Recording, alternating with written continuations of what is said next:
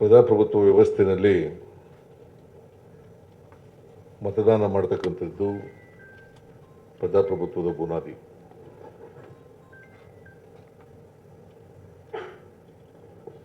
ಅದಕ್ಕೋಸ್ಕರನೇ ಬಾಬಾ ಸಾಹೇಬ್ ಅಂಬೇಡ್ಕರ್ ಅವರು ಸಂವಿಧಾನದ ಕರ್ತರು. ಅವರು ಚುನಾವಣಾ ಆಯೋಗ ಅದನ್ನು ಸ್ವತಂತ್ರ ಸಂಸ್ಥೆ ಅಂತೇಳಿ ಕಾನ್ಸ್ಟಿಟ್ಯೂಷನಲ್ಲಿ ಮಾಡಿದ್ದಾರೆ. ಸ್ವತಂತ್ರ ಸಂಸ್ಥೆ ಅಂತೇಳಿ ಸಂವಿಧಾನದಲ್ಲಿ ಮಾಡಿದ್ದಾರೆ. ಪ್ರಭುತ್ವ ಯಾವತ್ತೂ ಕೂಡ ಚುನಾವಣಾ ಪ್ರಕ್ರಿಯೆಯಲ್ಲಿ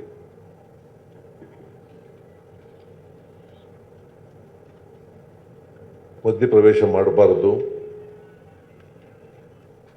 ಚುನಾವಣಾ ಪ್ರಕ್ರಿಯೆ ಸ್ವತಂತ್ರವಾಗಿರಬೇಕು. ಮತದಾರರು ಅವರ ಅಭಿಪ್ರಾಯವನ್ನು ವ್ಯಕ್ತ ಮಾಡುವಾಗ ಯಾವುದೇ ಇನ್ಫ್ಲೂಯೆನ್ಸ್ಗೆ ಒಳಗಾಗಬಾರದು.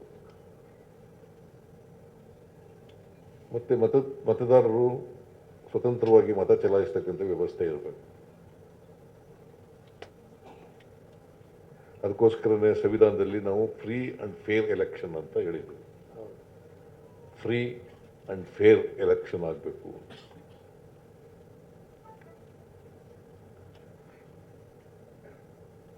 ಅದು ಆಗಲೇಬೇಕು. ಯಾಕಂತಂದರೆ ಸಂವಿಧಾನ ಉಳಿಬೇಕಾದ್ರೆ, ಪ್ರಜಾಪ್ರಭುತ್ವ ಉಳಿಬೇಕಾದ್ರೆ ನಾವು ಮತದಾನ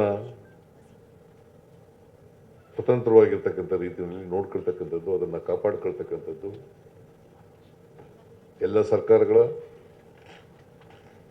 ಎಲ್ಲ ಪಕ್ಷಗಳ ಜವಾಬ್ದಾರಿ ಅಂತಕ್ಕಂಥದ್ದನ್ನು ನಾನು ಭಾಳ ಸ್ಪಷ್ಟವಾಗಿ ಹೇಳಲಿಕ್ಕೆ ಬಯಸ್ತಾ ಇದ್ದೇನೆ.